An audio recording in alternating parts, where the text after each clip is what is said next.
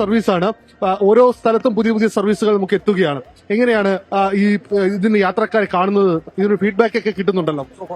തുടങ്ങിയ സർവീസ് എല്ലാം നന്നായി പോകുന്നുണ്ട്.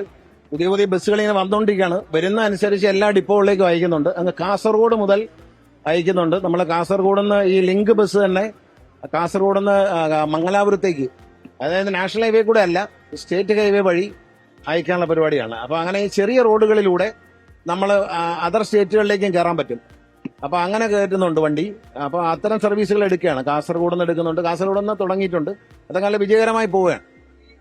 അത് ഞാനടക്കം പലപ്പോഴും KSRTC ബസ്സുകളിൽ കയറുമ്പോൾ ചോദിച്ച് ആവശ്യപ്പെടുകയാണ് ഓരോ യാത്രക്കാരും. അത് വൻ വിജയമായി മാറുകയും ചെയ്തു. കാർഡ് വൻ വിജയമായി മാറിയിരിക്കുകയാണ്. കാർഡ് പ്രിന്റ് ചെയ്ത് കിട്ടാനുള്ള താമസമേ ഉള്ളൂ. ഇപ്പൊ 40,000 കാർഡ് വന്നിട്ടുണ്ട്. അത് വടക്കൻ ജില്ലകളിൽ കൊടുക്കണമെന്ന് അവിടുത്തെ MLA-മാരുടെ ആവശ്യം പരിഗണിച്ചുകൊണ്ടും ഡിപ്പോയിൽ നിന്നുള്ള ഡിമാൻഡ് വെച്ചിട്ടും അങ്ങ് കൊടുക്കുകയാണ്. നമ്മൾ അങ്ങോട്ട് വന്നുകൊണ്ടിരിക്കും. 5 ലക്ഷം കാർഡ് വരും, ഉടൻ തന്നെ വരും. 5 ലക്ഷം കാർഡ് പ്രിന്റ് ചെയ്യാൻ നമ്മൾ ഏർപ്പാട് ചെയ്ത് കഴിഞ്ഞു. അത് അവർ ഉടനെ വരും. കാർഡിന്റെ കാര്യത്തിൽ ഒരു കുഴപ്പമുണ്ടല്ല. കാർഡ് ഭയങ്കര വിജയമാണ്.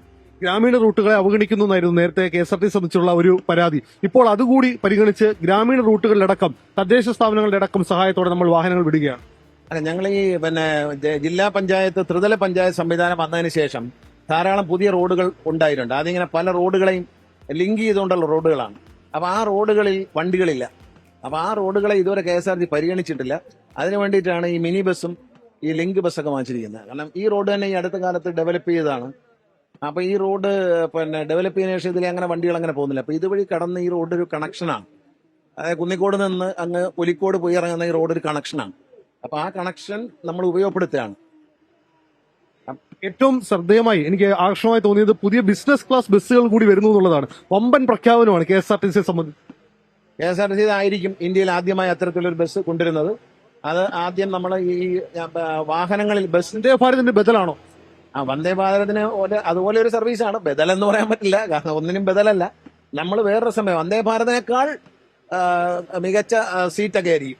കാരണം അതിനേക്കാളും ഭയങ്കര, കാരണം ഞാൻ പറഞ്ഞല്ലോ, എമിറേറ്റ്സ് വിമാനത്തിന്റെ ബിസിനസ് ക്ലാസ്സിനോട് തുലനം ചെയ്യാൻ കഴിയുന്ന തരത്തിലുള്ള ഒരു സീറ്റാണ് എന്റെ സ്വപ്നം. അപ്പൊ ആ സീറ്റുകളൊക്കെ ഞങ്ങളിങ്ങനെ ഡിസ്കഷൻ നടക്കുന്നുണ്ട്. പല രാജ്യങ്ങളിൽ നിന്നും ഇമ്പോർട്ട് ചെയ്യാനുള്ള പരിപാടിയുണ്ട് വെളിയിൽ നമ്മൾ. അപ്പൊ അതിനുള്ള ശ്രമം നടക്കുന്നുണ്ട്. അപ്പം വേറെ ഇവിടെ തന്നെ ഉണ്ടാക്കുന്നവരുണ്ട്. എല്ലാവരുമായിട്ടും ഡിസ്കഷനാണ്. KSRTC MD അത് ഡിസ്കസ് ചെയ്തുകൊണ്ടിരിക്കുകയാണ്.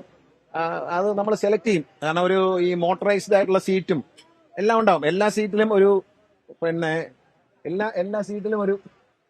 എല്ലാ സീറ്റിലും TV ഒക്കെ ഉണ്ടാവും. സ്മാർട്ട് TV ഉണ്ടാവും. അതിനകത്ത് ഫുഡ് കഴിക്കാനുള്ള സംവിധാനം ഉണ്ടാവും. KSRTC നിലവിൽ നമ്മൾ കഴിഞ്ഞ കുറച്ചധികം നാളുകൾക്ക് ശേഷമാണ് ഈ കൃത്യമായ ശമ്പളം. അത് ജീവനക്കാരെ സംബന്ധിച്ച് ചെറുതല്ലാത്ത ആശ്വാസമാണ്, വലിയ സന്തോഷത്തിലുമാണ്. വലിയ സന്തോഷമാണ്. കാരണം തൊഴിലാളികൾക്ക് കൃത്യമായി ശമ്പളം കൊടുക്കാൻ കഴിയുന്നു. ഇന്ന് ഞാൻ പത്തനംതിട്ട കളക്ടറേറ്റിൽ ഇപ്പോൾ ഒരു യോഗത്തിന് പോയിട്ട് ഇറങ്ങുമ്പോഴും അവിടെയുള്ള ഒരു കളക്ടറേറ്റിലെ ഒരു ജീവനക്കാരി പറഞ്ഞത്, എന്റെ ഭർത്താവ് KSRTCയിലെ ജീവനക്കാരനാണ്, സമയത്തിന് ശമ്പളം തരുന്നതിൽ ഒത്തിരി സന്തോഷമുണ്ടെന്നാണ് ആ സഹോദരി പറഞ്ഞത്. അപ്പൊ അത് കേൾക്കുമ്പോൾ ഒരു സന്തോഷമുണ്ട്. കാരണം നമ്മൾ ഇത്രയും ഒരു ബുദ്ധിമുട്ടിൽ കിടന്ന ഒരു പ്രസ്ഥാനത്തിന് അവർക്ക് 1-ാം തീയതി ശമ്പളം കൊടുക്കാൻ കഴിയുക, ഓണത്തിനെല്ലാം ആനുകൂല്യം കൊടുക്കാൻ കഴിയുക, ഇതൊക്കെ നല്ല കാര്യങ്ങളാണ്. ജീവനക്കാരുടെ ആവശ്യങ്ങൾ പരിഗണിക്കുന്നതോടൊപ്പം തന്നെ യാത്രക്കാർ പലപ്പോഴും പല റൂട്ടുകളിൽ സർവീസ് ആവശ്യപ്പെടുന്നുണ്ട്. കാരണം ഇപ്പോൾ KSRTCയോടുള്ള പ്രിയം എന്തോ വലുതായി മാറുന്നുണ്ട് ഈ കേരളീയർക്ക്. അതെ, പ്രത്യേകിച്ച് നമ്മുടെ പത്മശ്രീ ദാദാ ഫാൽക്കെ അവാർഡ് നേടിയ മോഹൻലാൽ KSRTC ബസ്സിൽ കയറി, അങ്ങനെയുള്ള ഒരു സംഭവത്തിലൂടെയൊക്കെ വലിയൊരു മാധ്യമങ്ങളിലൂടെയൊക്കെ നല്ലൊരു കവറേജ് കിട്ടിയുണ്ട്. KSRTC ആശ്രയിക്കാം എന്നുള്ളൊരു ചിന്താഗതി സാധാരണക്കാരായ ജനങ്ങളിലുണ്ട്. അത് സന്തോഷമുള്ള കാര്യമാണ്. അത് നമ്മൾ നിലനിർത്തി പോകണം. കാരണം അത് KSRTC ജീവനക്കാരുടെ കയ്യിലാണ്, എന്റെ കയ്യിലല്ല.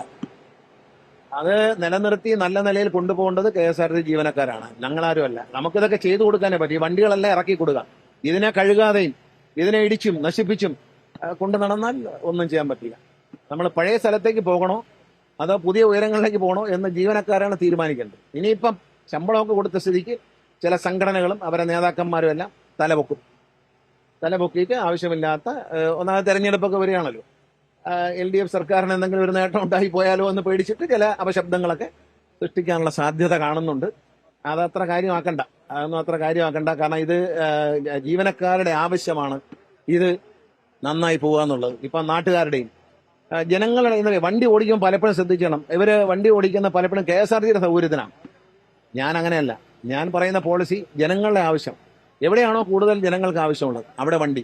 അല്ലാത്ത സമയത്ത് വണ്ടി ഒതുക്കിയിട്ടാലും നമുക്ക് നഷ്ടമല്ലേ. ഞാൻ അവിടെ പ്രസംഗത്തിൽ പറഞ്ഞ പോലെ 3 തരം നഷ്ടങ്ങളാണ്. ഒന്ന് ശമ്പളം, ഒന്ന് ടയർ, ഒന്ന് ഫ്യൂവൽ. ഇതിൽ ടയറും ഫ്യൂവലും സേവ് ചെയ്താൽ ശമ്പളം കൊടുക്കാതെ അവർ വിശ്രമിച്ചാലും കുഴപ്പമൊന്നുമില്ല. ഈ ഡ്രൈവറും കണ്ടക്ടറും ഒക്കെ ഉച്ചയ്ക്കൊന്ന് വിശ്രമിച്ചെന്ന് വെച്ചൊന്നും സംഭവിക്കാൻ. അപ്പൊ അത്തരത്തിലൊരു പോളിസിയാണ് ഞാൻ സ്വീകരിക്കുന്നത്. കുഴപ്പം വരില്ല, അത് നഷ്ടമില്ലാതെ പോകുന്നതാണ് പ്രതീക്ഷ. ഇതിനൊരു സോഫ്റ്റ്വെയർ വരുന്നുണ്ട്. അതായത് ഈ വണ്ടികളുടെ ഷെഡ്യൂളിംഗ് മുഴുവൻ സോഫ്റ്റ്വെയറിലേക്ക് മാറിക്കഴിയുമ്പോൾ എന്താ പറ്റുന്ന വെച്ചാൽ ഡെഡ് മൈലേജ് അങ്ങ് നിൽക്കും. വെറുതെ വണ്ടി ഓടുന്നതെല്ലാം നിർത്തലാക്കാൻ ഈ സോഫ്റ്റ്വെയർ തന്നെ പറയും. സോഫ്റ്റ്വെയർ കൊടുക്കുന്ന നിർദ്ദേശം ഇങ്ങനെ കാത്തു നിൽക്കുകയാണ് ഓരോ. അതെ, അത് ഗണേഷ് കുമാറിനോടുള്ള ഒരു സ്നേഹമാണ് കാത്തു നിൽക്കുന്നത്. പത്തനാപുരംകാർക്ക് എന്നും ഉണ്ട്. പത്തനാപുരംകാരുടെ മനസ്സിലെന്നുള്ള സ്നേഹമാണ്. ആ സ്നേഹമാണ് ഈ വണ്ടി 1-ാം തീയതി ശമ്പളം കൊടുത്തതിലും പുതിയ വണ്ടികൾ ഇറങ്ങിയതിലൊക്കെ ഏറ്റവും കൂടുതൽ അഭിമാനിക്കുന്ന പത്തനാപുരത്തെ ജനങ്ങളാണ്. അവരുടെ സന്തോഷത്തിന്റെ ഒരു ഭാഗമാണ്. അവരാണ് എൻ്റെ ജീവിതത്തിലെ വിജയം. എന്ന് KSRTC കാണുന്ന എല്ലാ മാറ്റങ്ങളുടെയും ഏറ്റവും വലിയ ഒരു അടിസ്ഥാനം എന്ന് പറയുന്നത് പത്തനാപുരത്തെ വോട്ടർമാരാണ്. അവരതിൽ സന്തോഷിക്കുന്നുണ്ട്. കാരണം ഈ ഒരു മാറ്റങ്ങൾ, അവരുടെ MLA-യിലൂടെ ഉണ്ടാകുന്ന മാറ്റങ്ങൾ അവരെ ഒരുപാട് സന്തോഷിപ്പിക്കുന്നുണ്ട്. അതാണ് ഇപ്പം നമ്മൾ കാണുന്നത്. നമ്മൾ പോകുന്ന വഴിക്ക് സ്നേഹത്തോടെ കാത്തു നിൽക്കുന്ന വീട്ടമ്മമാർ, അവരെ ആരും വിളിച്ചിറക്കി നിർത്തിയല്ല, വരുന്നുണ്ട് എന്നറിയുമ്പോൾ സ്നേഹത്തോടെ നിൽക്കുന്നതാണ്. അത് എൻ്റെ ജീവിതത്തിലെ ഏറ്റവും വലിയ ഭാഗ്യമായിട്ടാണ് ഞാൻ കാണുന്നത്. KSRTCയോടുള്ള ജനങ്ങളുടെ സ്നേഹം അത് ഇതിലൂടെ തന്നെ തെളിയുന്നു എന്നുള്ളതാണ് മന്ത്രി KB ഗണേഷ് കുമാർ വ്യക്തമാക്കുന്നത്. ഈ മേലിലക്കാരുടെ ആവശ്യം കൂടിയാണ് ഇപ്പോൾ പരിഗണിക്കപ്പെടുന്നത്. സന്തോഷമുണ്ടോ? സന്തോഷമുണ്ട്. മേലിലക്കാരുടെ ചിരകാല സ്വപ്നമായിരുന്നു മേലിയായിൽ നിന്നും തിരുവനന്തപുരത്തേക്കുള്ള ഒരു ബസ്സിലുള്ള യാത്ര. അത് ഈ സമയം അത് സാധിച്ചിരിക്കുകയാണ്. ബഹുമാന്യനായ ആദരണീയനായ MLA, മന്ത്രി, ഗതാഗത വകുപ്പ് മന്ത്രി കൂടിയായ KB ഗണേഷ് കുമാർ അവർ 5:30 മേലില ക്ഷേത്ര സന്നിധിയിൽ നിന്ന് ഉദ്ഘാടനം ചെയ്ത് വിട്ടിരിക്കുകയാണ്.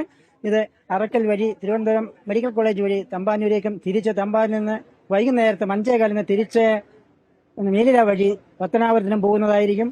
എന്തായാലും മേലിലക്കാർക്കെല്ലാം തന്നെ ഇന്നത്തെ ദിവസം ഒരു വളരെ ആഘോഷമായ ദിവസമായിരുന്നു. ഒരു ഉത്സവ പ്രതീതിയാണ് മേലില ജംഗ്ഷൻ ഉണ്ടായിരുന്നത്. എല്ലാ ആളുകളും ഇതിൽ സന്നിഹിതരായിരുന്നു. വളരെയധികം ആളുകൾക്ക് സന്തോഷവും ഉള്ള. എങ്ങനെയുണ്ട്? സന്തോഷമുണ്ടോ? കാരണം കുറെ അധികം നാളുകളായുള്ള ആവശ്യമല്ലേ. സന്തോഷമുണ്ട്. ഗണേഷ് കുമാർ തന്നെ ഓടിക്കുന്ന വണ്ടിക്ക് യാത്ര ചെയ്യാൻ ഭാഗ്യമുള്ളത് സന്തോഷം. മന്ത്രി പറഞ്ഞത് നിങ്ങൾ ഇനി സ്ഥിരമായി യാത്ര ചെയ്യണമെന്നും കൂടാ. ഞങ്ങൾ അത് ഞങ്ങൾ ചെയ്യും. പ്രസിഡന്റ് എന്താ പറയുന്നു? നാട്ടിലൂടെ ഒരു ബസ് വീണ്ടും. നല്ല സന്തോഷമുണ്ട്.